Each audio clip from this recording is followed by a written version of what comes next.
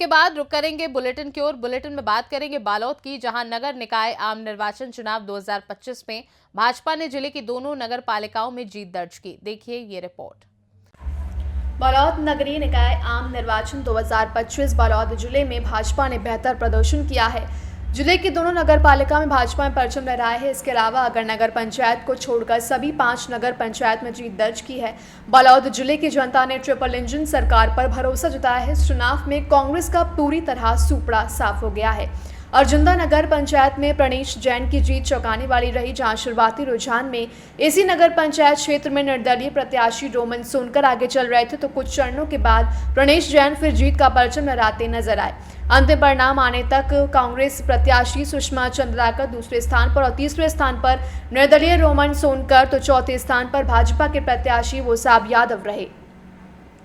ऐसे में प्रणेश जैन की जीत बालोद जिले में काफी मायने रख रही है। एक समय अर्जुंदा भाजपा मंडल के अध्यक्ष भी रह चुके हैं। उन्होंने कहा कि भाजपा मेरे साथ लगातार अन्याय कर रही थी। जब 2014 में चुनाव होना था तो उस समय भाजपा से मेरी टिकट फाइनल हुई थी, लेकिन पार्टी के कुछ लोगों द्वारा मेरी टिकट काट दी गई थी। फिर भी मैंने पार्टी की प्रतिनिष्ठा बनाए रखी, लेकिन इसके बाद भी लगातार उपेक्षा हो रही थी। इस बार भी चुनाव में मुझे टिकट मिलना लगभग तय माना जा रहा था, लेकिन इस वक्त में जब भाजपा की लिस्ट जारी हुई तो अन्य उम्मीदवार का नाम सामने आया, यह देखकर मैं बहुत ही निराश हो गया और फिर मैंने जनता की इच्छा के अनुरूप निर्दलीय चुनाव लड़ने का फैसला किया और भाजपा से बगावत कर जीत हासिल करने में कामयाब हो गया। बालोद से सी न्यूज संवाददाता रोमेंद्र कुमार सोनवानी की रिपोर्ट। बरेली में टोल प्लाजा पर नहीं हुआ किसानों का प्रस्तावित विशाल धरना, छावनी में तब्दील हुआ टोल प्लाजा। आइए देखते हैं ये रिपोर्ट। बरेली के बहेड़ी थाना क्षेत्र के मुंडिया मुकरमपुर स्थित टोल प्लाजा पर नहीं हुआ किसानों का प्रस्तावित विशाल धरना, छावनी में तब्दील हुआ। टोल प्लाजा सीओ बहेड़ी के साथ कई थानों की पुलिस फोर्स सुबह से ही मौके पर मौजूद रही। ज्ञापन देकर वापस लौटे किसान नेता। बता दें कि बरेली के बहेड़ी थाना क्षेत्र के मुंडिया मुकरमपुर स्थित टोल प्लाजा पर भारतीय किसान यूनियन के नेताओं ने एकत्र होकर सीओ बहेड़ी अरुण कुमार को ज्ञापन सौंपा है। इस ज्ञापन में किसान नेताओं का कहना है कि बरेली के दोना पर जो टोल प्लाजा है उसकी और मुंडिया मुकरमपुर स्थित टोल प्लाजा की दूरी 50 किलोमीटर से कम है, इसलिए मुंडिया मुकरमपुर स्थित टोल प्लाजा को समाप्त किया जाए। साथ ही किसान नेताओं ने टोल प्रबंधन द्वारा किसानों के ऊपर कराए गए मुकदमों को भी खत्म करने की मांग की। इसके साथ ही किसान नेताओं ने ज्ञापन में चेतावनी देते हुए कहा कि अगर 30 दिनों के अंदर उनकी मांगे नहीं मानी जाती तो मुंडिया मुकरमपुर स्थित टोल प्लाजा पर अनिश्चितकालीन धरना प्रदर्शन किया जाएगा। ये आमनंदा टोल प्लाजा पे आज विभिन्न संगठनों द्वारा किसान यूनियन के एक धरने का यहाँ प्रस्ताव था और संगठन आई भी थी, सभी से हम लोगों ने वार्ता कर ली और इनका ज्ञापन ले लिया है और बिना किसी धरने के शांतिपूर्ण ढंग से यहाँ पे ज्ञापन हो गया। अब यहाँ कोई व्यवस्था। ज्ञापन में प्रमुख क्या मांगे हैं इनकी? उनकी प्रमुख मांग इस टोल प्लाजा को समाप्त करने संबंधी थी। इस बारे में उनको बता दिया गया है कि जो समुचित प्लेटफॉर्म है जहाँ पे जाके अपनी समस्या को अवगत कराएं और वहाँ से आगे सूचना प्राप्त करें। ठीक सर। बरेली से सी न्यूज संवाददाता अब्दुल वाजिद की रिपोर्ट। फर्रुखाबाद में सदर विधायक ने नगरवासियों को दिया सड़क के चौड़ीकरण का तोहफा। आइए देखते हैं ये रिपोर्ट। फर्रुखाबाद में सदर विधायक ने नगर वासियों को दिया सड़क के चौड़ीकरण का तोहफा, जाम से मिलेगी निजात।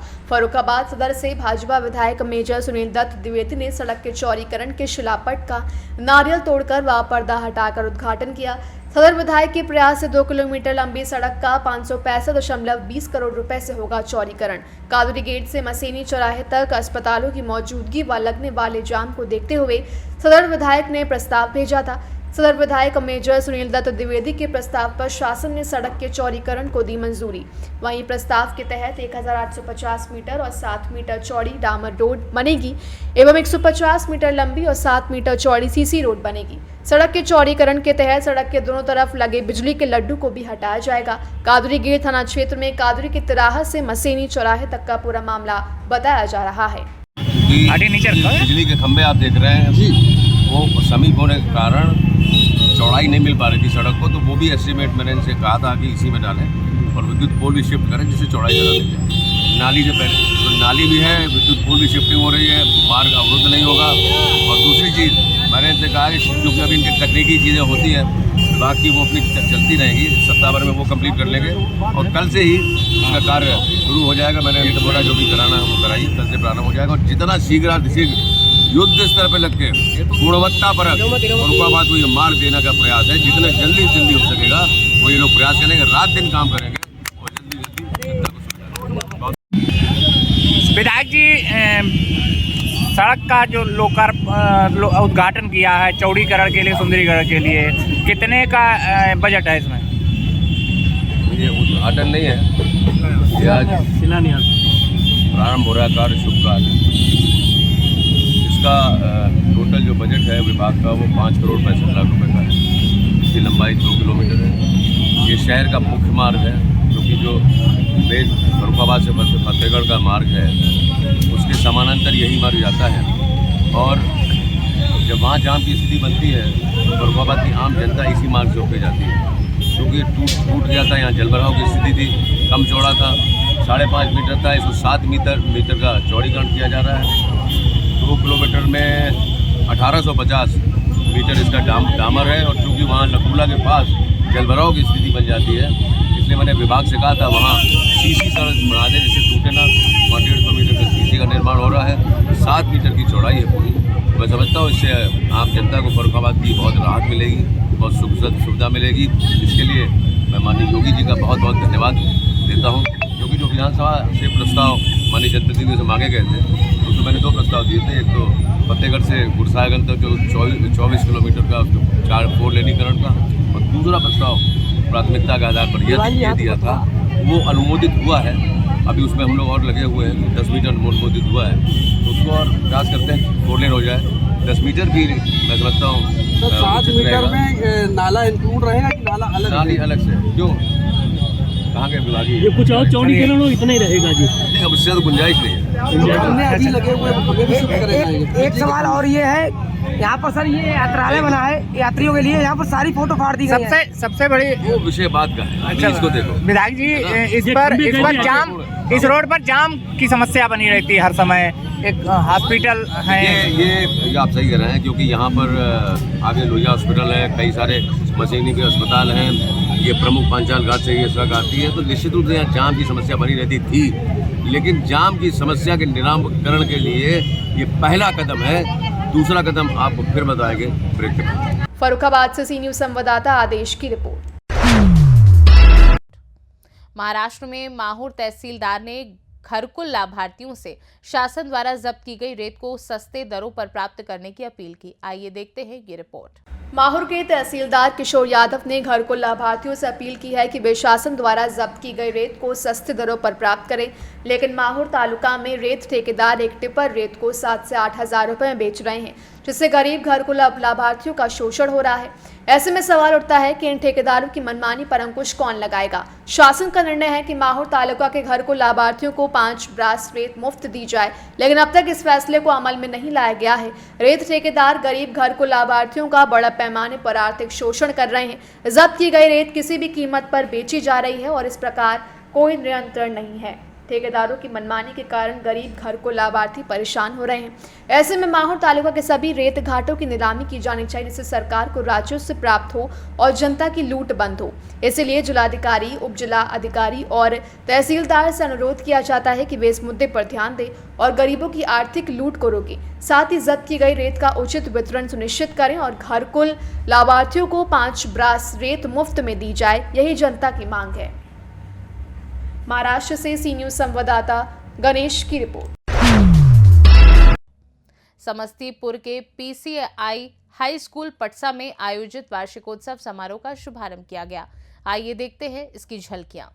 समस्तीपुर हसनपुर प्रखंड के पीसी हाई स्कूल पटसा में आयोजित वार्षिकोत्सव समारोह का शुभारंभ Magadh sugar and energy limited के महाप्रबंधक आर.के. तिवारी, विद्यालय के निदेशक रामकिशोर राय, प्राचार्य संगीत कुमार सिंह के द्वारा दीप प्रज्वलित कर किया गया। इस अवसर पर आए हुए मुख्य अतिथि को मिथिला परंपरा के अनुसार पुष्पमाला, मिथिला पेंटिंग युक्त चादर तथा मिथिला पेंटिंग युक्त पाग से सम्मानित किया गया। कार्यक्रम की शुरुआत सरस्वती वंदना से छात्र मेधा, निशा तथा पूजा ने की। स्वागत गीत नेहा तथा मुस्कान के द्वारा प्रस्तुत किया गया। इस अवसर पर बड़ी संख्या में अभिभावकों में बच्चों के द्वारा प्रस्तुत नृत्य, गायन, झांकी, लोक नृत्य, धार्मिक गीत तथा एकांकी का आनंद लिया। आप लोगों ने उसमें भाग लिया, कैसा लग रहा है? बहुत ही अच्छा लग रहा है मेरे सौभाग्य की बात है जो सर ने हमें ऐसा मौका दिया। क्या नाम हुआ आपका? मेरा नाम साक्षी कुमारी, किस क्लास में पढ़ती 9th में। आप इस स्कूल में पढ़ती हैं तो स्कूल के जो शिक्षक हैं या और जो स्टाफ हैं इन सबका कैसा माहौल है या स्कूल का, ये बताइए। सर बहुत ही अच्छे से समझाते हैं, बहुत ही अच्छे से बच्चों को गाइड करते हैं, जहाँ पे गलती होता है बच्चों को समझाते हैं। I'm good. I feel very good. This school is very good. The environment is environment is very good, and teachers are very good. Now, some days back, our teachers' facilities provide that smart classes for students. That's have a good opportunity for students of board students that we aim in best marks in school boards exam. Which class do you read in? I read in 9th D. What's your name? भावना कुमारी। ये हमारे बच्चों के लिए खुशी का दिन है। इस अवसर पर हमारे यहाँ इस क्षेत्र का जो विकास का द्योतक है चीनी मिल, वहाँ के प्रबंधक तिवारी जी उपस्थित थे चीफ गेस्ट के रूप में। उन्होंने अपने आशीर्वचनों के द्वारा बच्चों का उत्साहवर्धन किया और उम्मीद करते हैं कि ये प्रोग्राम जो चल रहा है वो एक मिसाल बनेगा इस क्षेत्र के लिए। बच्चे इस तरह के प्रोग्राम करके अपने अभिभावकों को अपनी उपलब्धियों का प्रस्तुतिकरण करते हैं और उनके सर्वांगीण विकास का जो रेखाचित्र है वह गार्जियन के सामने व्यक्त होता है और इससे उन्हें एक लीडरशिप की, मैनेजमेंट की सारी शिक्षा प्राप्त होती है इस तरह के प्रोग्राम से। क्या नाम है? मैं Sanjeet Kumar Singh, principal PC high school. जी सर, आज आप इस विद्यालय पर वार्षिक उत्सव पर आए हैं, क्या कहेंगे इस विद्यालय में? यहाँ आज पीसी हाई स्कूल पटसा के जो वार्षिकोत्सव का आज प्रोग्राम चल रहा है, बहुत ही अच्छा प्रोग्राम है। इसके लिए मैं यहाँ प्रबंधक श्री रामकिशोर राय जी को धन्यवाद देता हूँ कि इतना अच्छा कार्यक्रम इतने सुदूर और रिमोट एरिया में इन्होंने ऑर्गेनाइज़ किया। बच्चों की जो टैलेंट है उसको देख के बहुत सुखद अनुभूति हो रही है कि ऐसे जो दूर दराज एरिया में और इतने टैलेंटेड बच्चे हैं, चाहे वो डांस हो, सिंगिंग हो या एक्टिंग हो, पढ़ाई के साथ साथ ये चीज़ें भी उनको शार्पन की जा रही है और इनमें भी दक्षता प्रदान करने का जो प्रयास है वो निश्चित रूप से ही सराहनीय है। बच्चों को क्या कहेंगे? ग्रामीण क्षेत्र के बच्चे बच्चों के भविष्य को लेकर क्या कहेंगे? बच्चों के भविष्य के लेकर मैंने अपने अभी उद्बोधन में भी यही कहा है कि सबसे ज़्यादा जिम्मेदारी हमारे अभिभावकों की है कि वो एक अच्छा व्यक्ति बनाने के लिए बच्चों में नींव डालें और वो यहाँ पे स्कूल में आते हैं तो व्यावसायिक और व्यवहारिक शिक्षा का अंगीकार करें, सीरियसली पढ़ें और डॉक्टर, इंजीनियर जो भी बनना है, आईएएस बनना है, बीपीएससी क्लियर करना है या एक्टर बनना है, सिंगर बनना है, कुछ भी बनना है, उससे पहले एक अच्छा इंसान बनने का प्रयास करें। अच्छा इंसान आज मुश्किल से मिलता है, डॉक्टर, इंजीनियर और बाकी व्यवसायियों की तो भरमार। क्या नाम है आपका? मैं रविंद्र कुमार तिवारी, एग्जीक्यूटिव प्रेसिडेंट, हसनपुर चीनी मिल। समस्तीपुर से सी न्यूज़ संवाददाता गौतम की रिपोर्ट। सिवनी में एसडीओ की एक किसान के साथ दबंगई का वीडियो सामने आया है। देखिए मामला क्या है। सिवनी में जबरन एक किसानों को अपने चौपहिया वाहन की डिक्की में बंद करते नजर आ रहे SDO Shri Ram Baghel. Video social media पर हो रहा तेजी से वायरल वीडियो की पुष्टि नहीं करता था सी न्यूज़ भारत। पूर्व से ही दबंगई अंदाज के लिए जाने जाते हैं एसडीओ श्री राम बघेल। किसानों की बदहाली पर जिम्मेदार अधिकारी ही जब अत्याचार करने लगे तो यह शासन प्रशासन की विफलता का सबसे बड़ा प्रमाण बन जाता है। मामला सिवनी जिले के अंतर्गत आने वाले केवलारी क्षेत्र का है, जहां पर एक वीडियो सोशल मीडिया पर वायरल हो रहा है, जिसमें दावा किया जा रहा है कि तिलवारा दाई तट नहर संभाग केवलारी में एसडीओ के पद पर पदस्थ श्रीराम दघील द्वारा नगर परिषद केवलारी के वार्ड क्रमांक 9 मलारी के किसानों के साथ अभद्रता कर रहे हैं। उनके साथ मारपीट करते, धक्का मुक्की करते हुए साफ साफ दिख रहे हैं। सिवनी से सी न्यूज संवाददाता ईश्वर दीक्षित की रिपोर्ट। फिलहाल के लिए बुलेटिन में बस इतना ही। देश दुनिया की बाकी खबरों को जानने के लिए देखते रहिए सी न्यूज भारत।